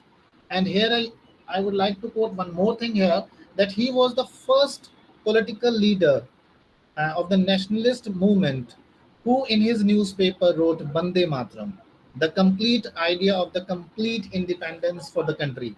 He was persecuted twice for sedition and once for conspiracy also. But he was released each time for a lack of evidence. But this shorter period for that, he remained in jail. That was a triggering factor. It was a shift. It was a shift from the politically tortured and turbulented spirit into a more uh, calm, stable yogic spirit with rare spiritual experiences and later for realizations also. Uh, it is somewhere written, if I can find out, yeah. I quote, during this period in the jail, his view of life was radically changed due to spiritual experiences and realizations. Consequently, his aim went for beyond the service and liberation of the country that I was talking about. The same thing earlier, that it is pertinent to know more about his bringing also, because that actually made him what Sri Aurobindo is known to us today. In 1920, he he was when he was after 906, when he was actively participated in all these affairs, and when he went to jail, and after this the shift, so-called shift from the tortured political spirit from this to the more stable yogic person, he withdrew himself from every kind of politics and went to Pondicherry. He remained there, and he remained in the pursuit of spiritual realization. And it was not limited to that part only. His work was to more further to work on liberate the man's consciousness even, and to transform his nature even. So that was something that shaped his the concept of nationality. He his If we talk about the concept of culture and civilization, you will find that his concept of nation and the nationalism is more logical, it's more rational, more reasonable, because people they used to say that it is required that there should be kind of a unity of language, unity of religion, unity of life, and unity of race. These were the three things that the people they generally speak during that time. But he completely rejected the theory of the essential conditions of nationality. Furthermore, he argued also, in the later period, I'll explain that thing also. He rejected the unity of language. He rejected the unity of religion, life, and race. He pointed out the English nation itself that was built out of various races. He he gave the example of Switzerland also. He gave the example of America also, France also. So with all kinds of logics, he came up with the concept of culture and civilization. And it was not to just rejection of these things and pointing out the various English notion and other things. He was rather more intellectual when he was accepting, because he wanted to adjust the Indian culture even from an alien outlook also. So it was desirable on his part to not only just reject but put forward his own concept of Indian civilization and culture. So that I'll give you the glimpse of that concept also. uh, if we talk about spirituality and religion, when he was speaking about spirituality and religion, uh, he was having a different kind of opinion and concept. He was uh, according to him, he was the utmost. If we just go through his works, we will find that he was the utmost exponent of spirituality in India, and his spiritual thoughts and beliefs, they had always been greatest element which mobilized the Indian culture. They are, in one way or another way, they tremendously marked its presence to motivate Indians to set new spiritual aspirations as their highest goals of life. And he does not simply reveal the essence of Indian religion and spirituality. He sets this in a particular area. Yeah, I got it. So, quote, he sets this in the context of its religious and spiritual traditions, examines its development through the ages, and puts it into relief and contrast with European religion. He tackles the spirit of Indian religion, which differs profoundly from what he regards as the Western concern with dogma and creed. Now, when he was talking about the dogma and creed, it was his views. He points out this thing that India, and if we talk about dogmas and fixed intellectual belief, uh, he used to regard that they are the least important aspects of any religion, and particularly India, it is the least important one. What matters is the religious spirit, and for that very purpose, he spoke a lot. According to him, Hinduism was one such religious culture which fulfilled all the purpose, unlike certain other cradle religions. Hinduism, according to him, had many sides, had many dimensions, and he stated provision for a spiritual self-building kind of thing, self-finding, self-realization. And that is the reason at the end, Aurobindo rightly called it by the name Sanatan Dharma. So his concept of spirituality and religion was not in the absence of anything or in the abstract. He mixed in his spirituality into nationalism also, and it would be I would be giving you the glimpse of his the concept of his nationality when he would be mixing and matching the nationality uh, with spirituality. So it would be nice to know that for him nationality is like spirituality, so he would be bringing parallel between the two. uh, he spoke about literature and the language also. He does not simply reveal the essence of Indian religion and spirituality in abstract. He shows there are tremendous works they are available. Professor R.P. Singh, sir, he was quoting so many things. So if you just talk about his ideas on the the oldest spiritual and scriptures that we have right now, maybe in the terms of Vedas or the Upanishad, he quoted them, and he studied intensely all these religious and secular literature of the ancient past. He studied the Upanishad.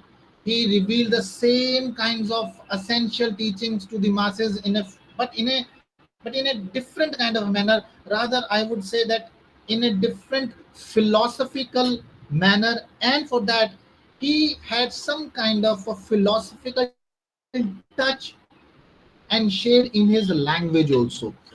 Uh, if he mentions this thing that the language of literature is equally important, because when you are talking about something high, so it is required that the language should be of the same grandeur. The higher the text is, the better a language is required.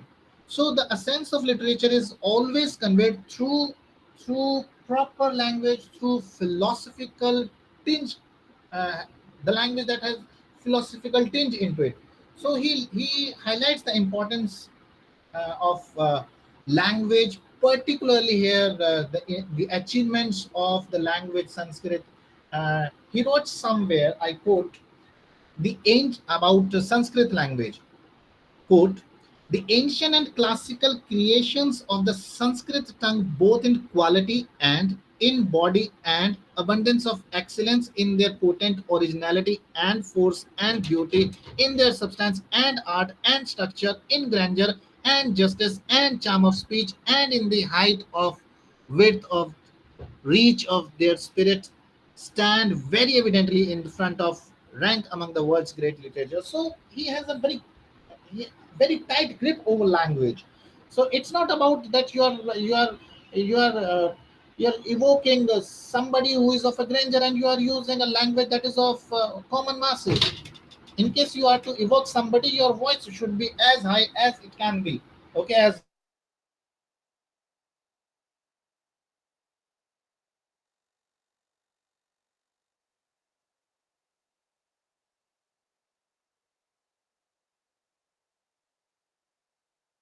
So you are Absolutely. mute your mic. Yeah, My voice is audible, sir? yeah. Now it's Okay. So the freedom of individual versus self-government. Now this is a tricky one. Uh, he he just Aurobindo censored those who used to come up with the ideas like India could never emerge as a nation due to its cultural and racial and linguistic variety and and some kind of diversities in Indian society. Uh, I just couple of minutes before I spoke about Switzerland and America. So when he was countered about when he was and when he was encountered with this kind of idea, he countered with the examples like Switzerland, where distinct racial strains they are there. They are speaking three different languages, and if you talk about the what you call France, so In France, there are three different languages they are spoken. And if you talk about America, he spoke there that there is a person, there is a candidate. He went to White House and addressed the nation in 14 languages. So it should not be that if people they start regarding this thing that because of the diversities and because of the racial and linguistic divisions and variety, India could not emerge as a nation. So he countered the unity in race. I told you about earlier this concept also. The unity of race, the unity of religion, language is not is certainly it is essential for any kind of nationality, but they are not essential and will not even of even they're not essential in that terms that it will lead to the the the hindrance in the growth of a nation. So he forwarded one very good example of Rome also, Rome and Greek also, when he was talking about that it was the strict rules and regulations there, but where is the nation now? So I told you earlier also that his concept is more logical, more rational, more reasonable. So he countered all these things like this, and when he forwarded his own idea, he mentioned that it is for Anand, that the world exists for joy, and that self puts himself into the great and serious game of life, and the joy which one sees is the joy of self expression. So uh, it is like one should know that his concept is more logical, and when people they used to counter his concept, he used to provide good examples because he read the Indian scriptures thoroughly, and he was in a position to counter them. If we talk about his concept of nationality, so his concept of nationality is concept mixed with nationality and spirituality. Uh, did I miss something? Yeah.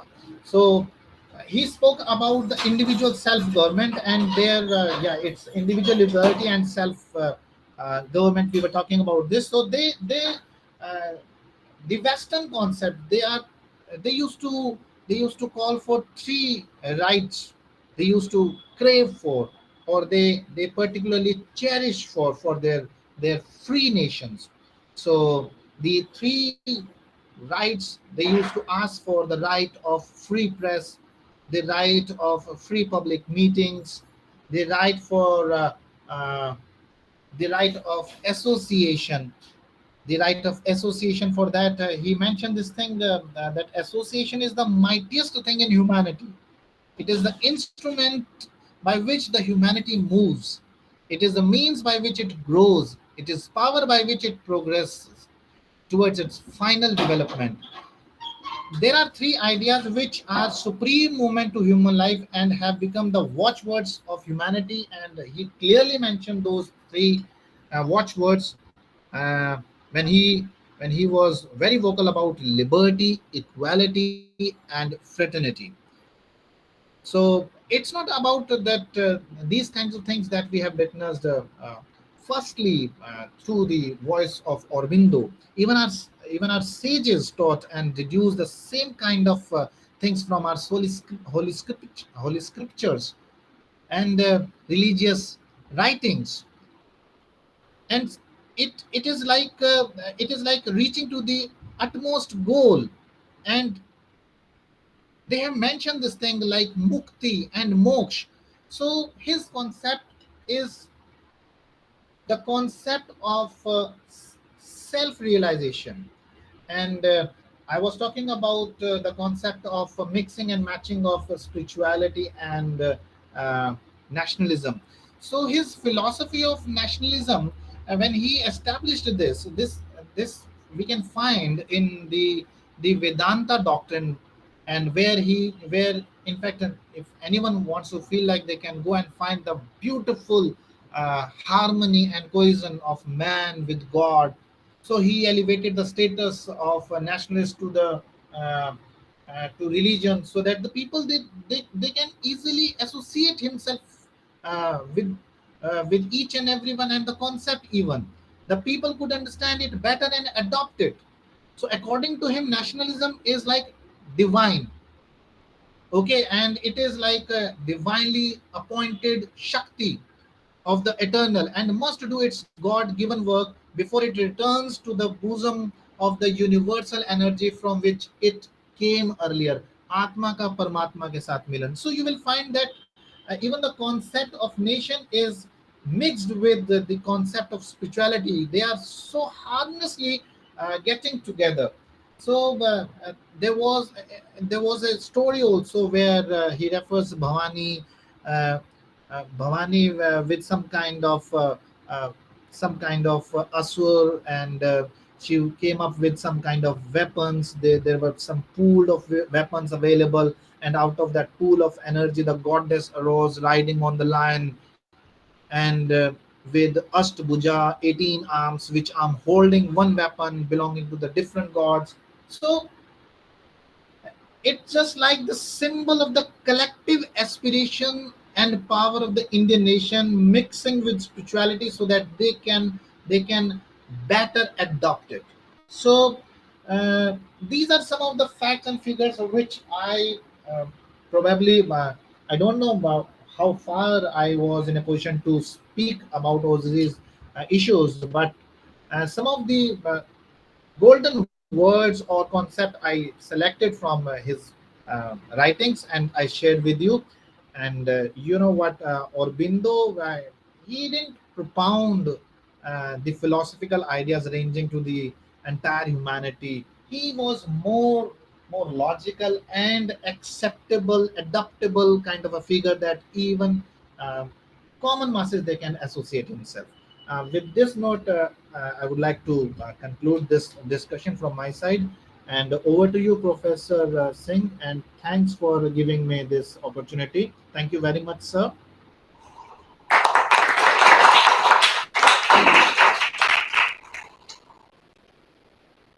Thank you, Dr. Himanshu Sharma, for your detailed talk.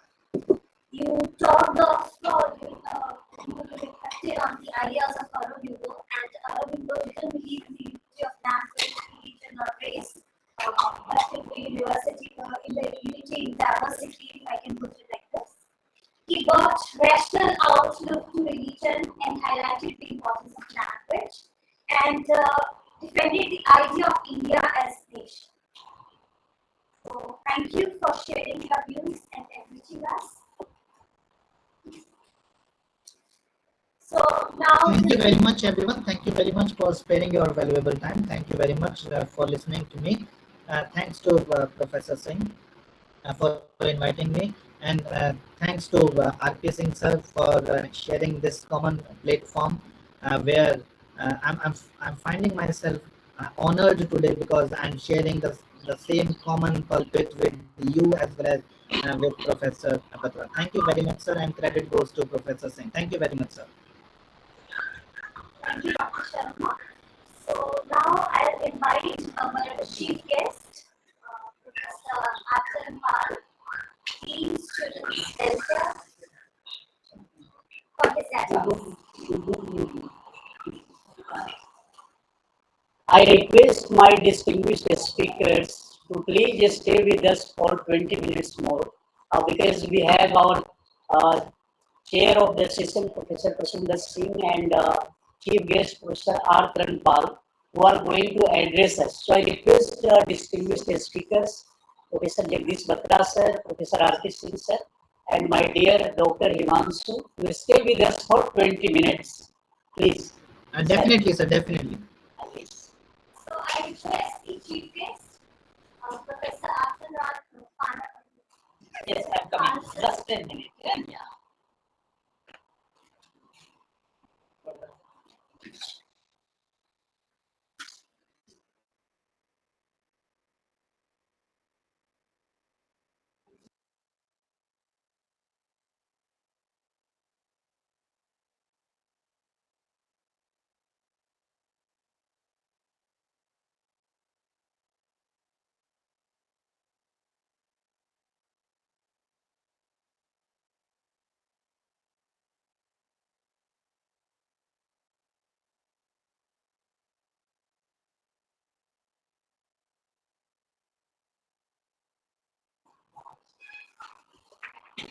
Okay.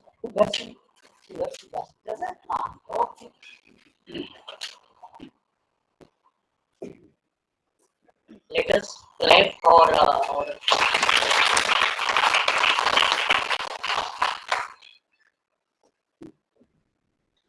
respected my colleague Professor Prasson Dutt Singh and respected speaker for the day is like Jagdish Batra, Arttran Pal, and Bimlesh Sharma, and my colleague teachers, and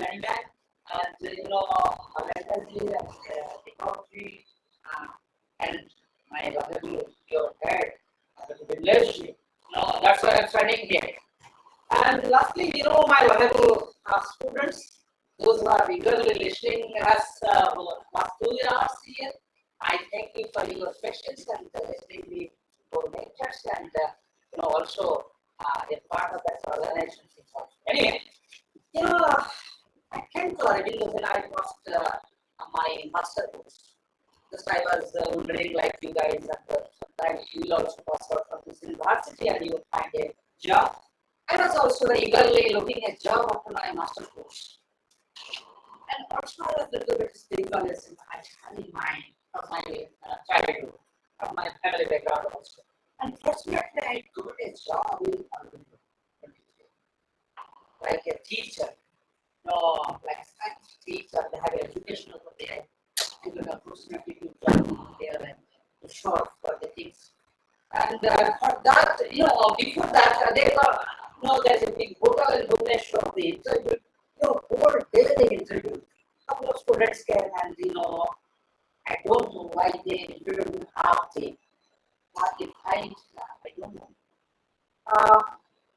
After 2 to 3 days, they give a ticket to Bunji and offer me a job, after master course and some salary, who will not. I don't know why I denied that job. Because I was very sad to go. Like tomorrow I will go with my research and I can say, but unfortunately, I don't know why my mind was changed. I didn't go over there and I refused the offer. Anyway, that is my story how I came to connect with the Aurobindo and study separate issues. But I heard Professor Jagdish and Professor Arttran Pal, also then they're very nice. They connect Aurobindo and the philosophy, teaching, poetry, many ways they connect for our students. How our students are getting out of that. From the philosophy of Aurobindo, how our students will get benefited. Whatever the things they explain here, hopefully you learn something for your career and future and also for your day-to-day life. But I can tell you, a person who is born in West Bengal, 1872, and in a rural family and moved to Darjeeling for early childhood. But he was a benchmark student. But he got excellent mark in his class. And at the time, the British people were rolling over here. They find something different from this world and took him to Cambridge or London. All facilities. He has everything on his hand to explore or exercise his knowledge.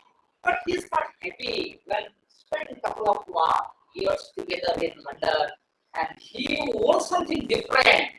Like, in India, we need something like me. I was in US after a couple of years, like 5 years, then I find I got heavy. I want to back my native lesson. I should do something for my country. And today, my photo or my things are running over my previous in the US laboratories. Still, I am here. And I think same ways after 2 years, this to India and started his native class, something like in college, National Bengal National College, I think.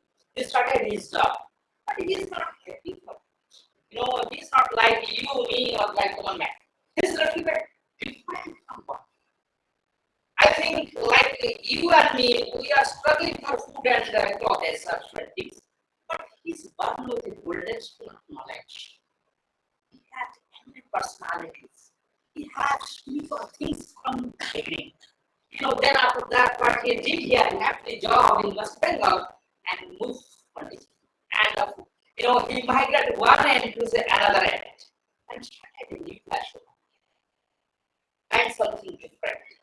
He was struggling how to get freedom from this British people.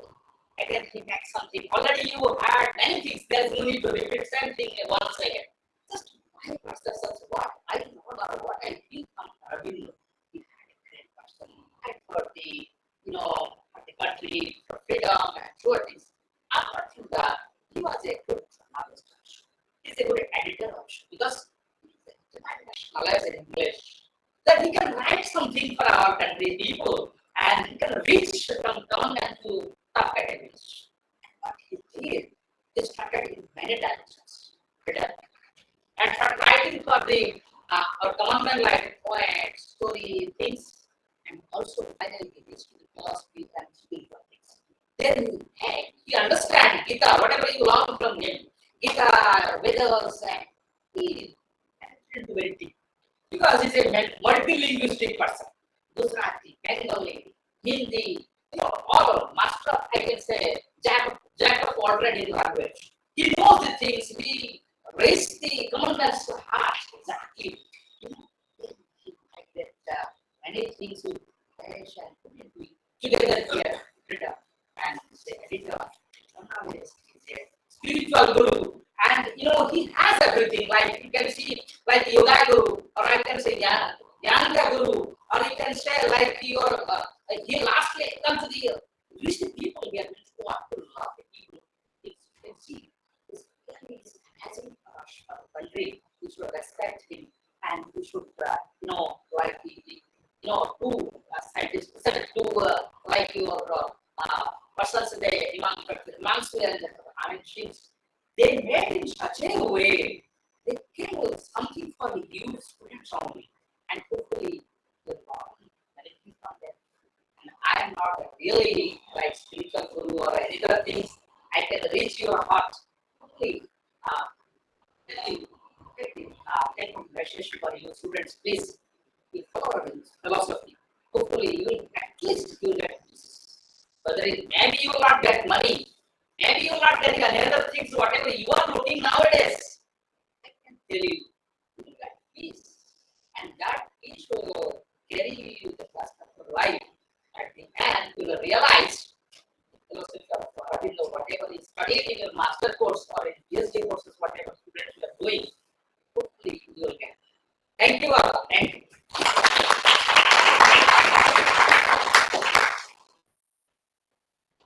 Thank you very much, Professor Arttran Pal. Biographical details. Certificates, Nalanda After now. अभी उसके बाद सब. So biographical details of Aurobindo are always interesting. Being a person who was ridiculed and persecuted and jailed and yet came out as a powerful yogi. So thank you very much, sir, for shedding light on his biography and inspiring us. Now I'll request Professor Prasson Dutt Singh, Dean School of Humanities and Languages and Campus Director, to give the certificates of participation to the students who had performed in drama. Nalanda. In Nalanda. English Teachers Conference. Yeah. English Teachers Conference. Yeah. Now we call. So all the students will come as we call their names. So this is Jay Kumar. Yes, Ravi sir, को request कीजिए. Yes. ठीक है sir, हम हैं साथ. Yes, I request Professor Arttran Pal sir to collaborate.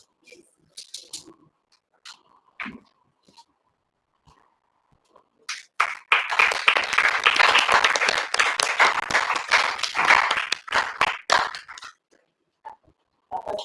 Tapas.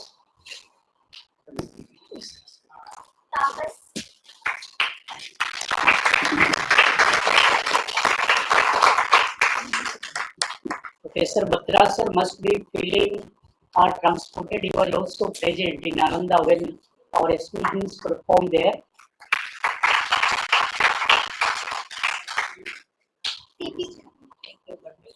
We are missing our director, Dr. Bimlesh Batra today, who directed and scripted this play as Harishchandra the Truthful King.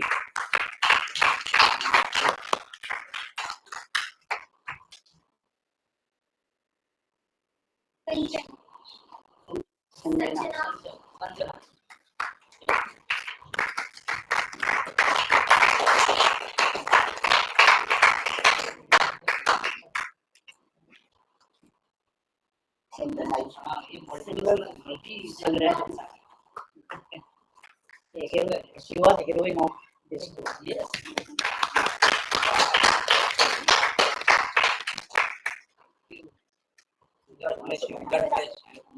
And where is the hero? Harishchandra. He played the role of Harishchandra.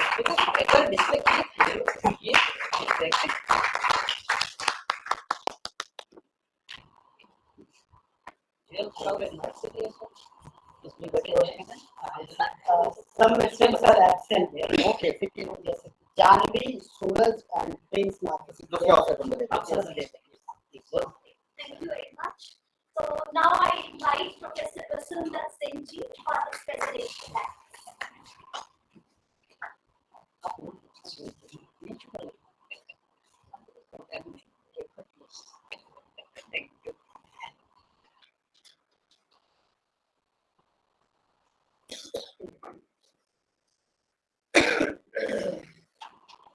महात्मा केंद्रीय विश्वविद्यालय के अंग्रेजी विभाग द्वारा आज के इस webinar में अपने फील्ड के जो विलक्षण विद्वान उपस्थित हुए और जिनकी विद्वतापूर्ण उद्बोधन और वक्तव्य से हम सभी अनुप्राणित हुए हैं, ऐसे डॉक्टर जगदीश बत्रा जी, professor R K. Singh ji, doctor Himanshu Sharma ji,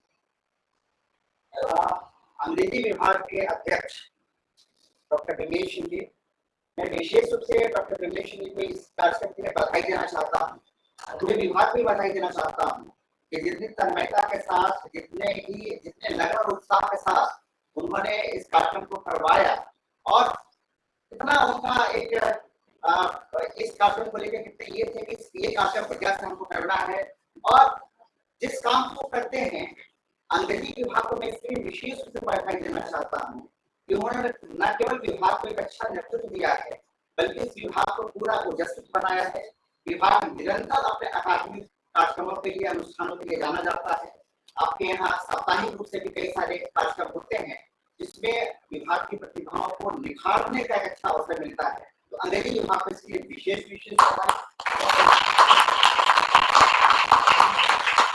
विभाग के अन्य शिक्षक यहाँ बैठे हैं, डॉक्टर दीपक जी, मैडम और कल्याणी जी, पात्रा जी नहीं है यहाँ पे, और आप तमाम विद्यार्थीगण, दर्शन शब्द जो है आज इनके ऊपर हम लोग बात कर रहे हैं महर्षि अरविंदो के दर्शन की और उनके जीवन दृष्टि के। तो दर्शन शब्द का मतलब होता है दृश्यते अनेक दर्शनम, जो कुछ इधर उधर ना देखे, जो तत्व को देख ले, जो मूल चीज को पहचान ले। दर्शन की अवधारणा क्यों विकसित हुई? जैसे आप इसके विचार करने को पाएंगे कि हम कौन हैं, हम कहाँ से आए हैं, हमारा कोई नियामक है, इस जीवन में हम क्या कर सकते हैं, क्या नहीं कर सकते हैं, मृत्यु क्या है, मरने के बाद हमारा क्या होता है। दर्शन इन तमाम अनसुलझे प्रश्नों का समाधान प्रस्तुत करता है।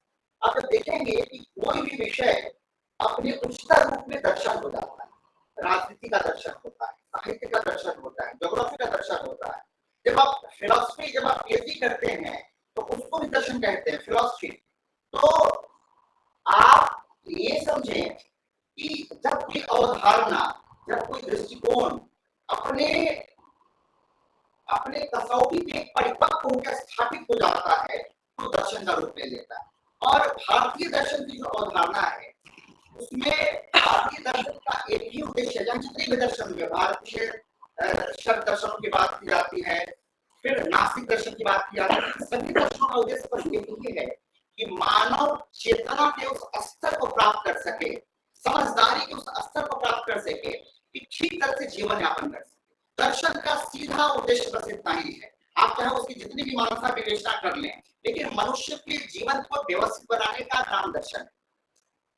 महर्षि अरविंदो का जो दर्शन है वो आध्यात्मिक उन्नति को, आध्यात्मिक ज्ञान के माध्यम से राष्ट्र की एकता, अखंडता, आत्मदर्शन और स्वयं के बोध को केंद्र में रखते हैं। उनकी फिलॉसफी का ये उनके फिलॉसफी के एक केंद्र बिंदु है और उनका ये मानना है कि जब व्यक्ति चेतना के उस स्तर पर प्राप्त कर ले, उसकी आध्यात्मिक शक्ति इतनी उन्नत हो जाए कि उसको लगे कि तत्वमसि, तत्व मैं ही हूँ, अहम ब्रह्मास्मि, मैं जो एक सर्वशक्तिमान सत्ता है, आध्यात्मिक शक्ति जो है वो मैं ही हूँ, मेरे ही अंदर है। और जब व्यक्ति इस तरह की चेतना को प्राप्त कर लेता है तो इसमें भेद नहीं करता, तब मैं अपने में, आप में कोई भेद नहीं करेंगे। हम बोले यार ये सब एक ही तो है, आपका दुख तब मुझे अपना दुख लगेगा, आपका सुख मुझे तब अपना सुख लगेगा। अच्छा, व्यक्ति चेतना के इस स्तर को प्राप्त कर लेता है तब उसको आत्मज्ञान की प्राप्ति होती है, आत्मा की शुद्धि की बात करते हैं, आत्मबल को प्राप्त करने की बात करते हैं। उनका दर्शन आत्म केंद्रित है। आत्म केंद्रित का मतलब यह नहीं है कि आप अपने ऊपर सोचे या फिर आप स्वार्थी हो जाए। आप कहने से मतलब ये है कि वो स्वयं के दर्शन की बात करते हैं। आप स्वयं की पहचान लेंगे तो आप विश्व पहचान लेंगे और उसके माध्यम से सांस्कृतिक उन्नति की बात करते हैं। आप जानते हैं कि संस्कृति और सभ्यता ये दो ऐसे शब्द हैं जिसका बहुत प्रयोग हम करते रहते हैं, इसमें भी बड़ा माइन्यूट अंतर है। संस्कृति किसी भी समाज की, राष्ट्र की वैसी आंतरिक चीज है जो कि अक्षुण्ण रहती है, वो बदलती नहीं। जैसे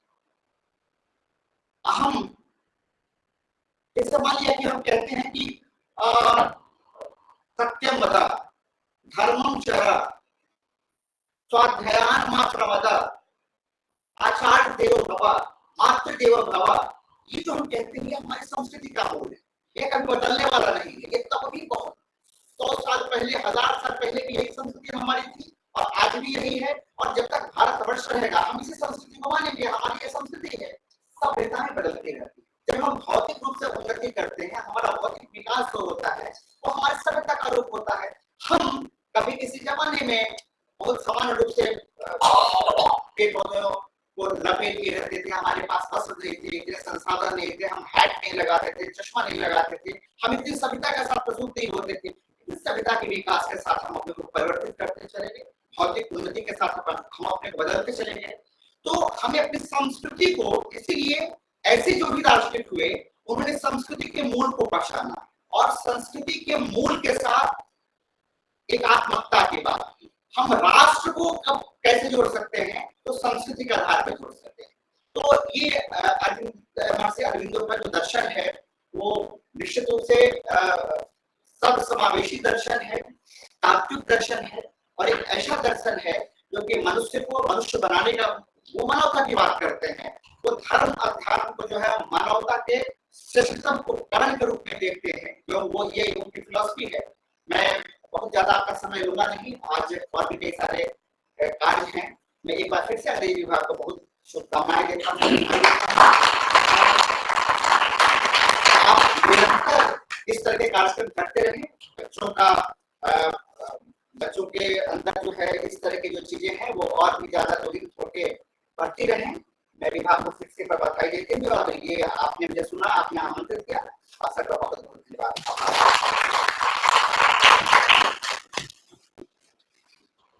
Thank you very much, sir, for your elaborate talk on Darshan and reflecting on the origin and meaning of important words like Sanskriti, Sankara. Now, for the formal vote of thanks, I invite Mr. Radhe Chandravan last. Thank you.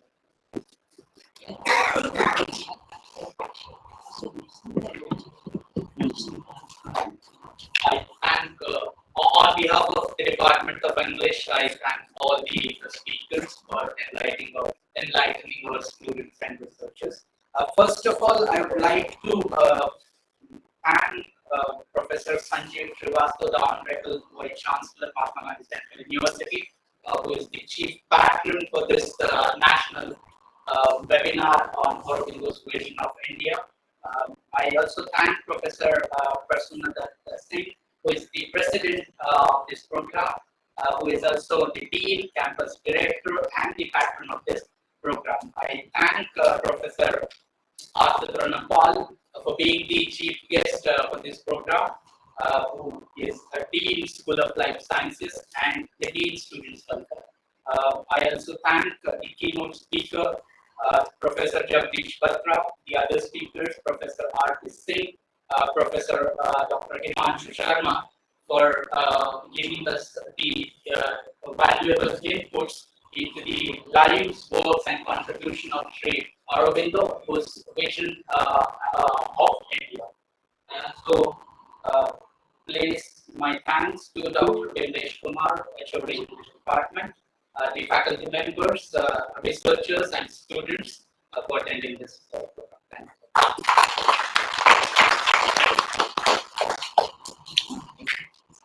Thank you, now I request you all to kindly stand up, and we will conclude the program with the national anthem.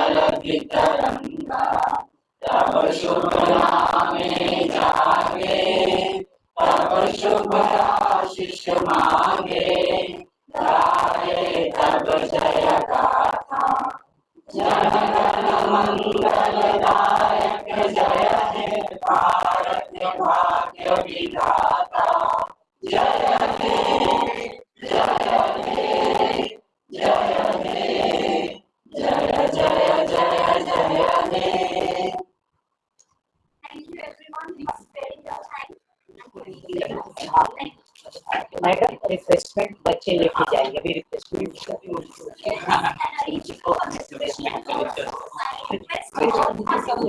अच्छा एक group photo के लिए नीचे बुला लीजिए refreshment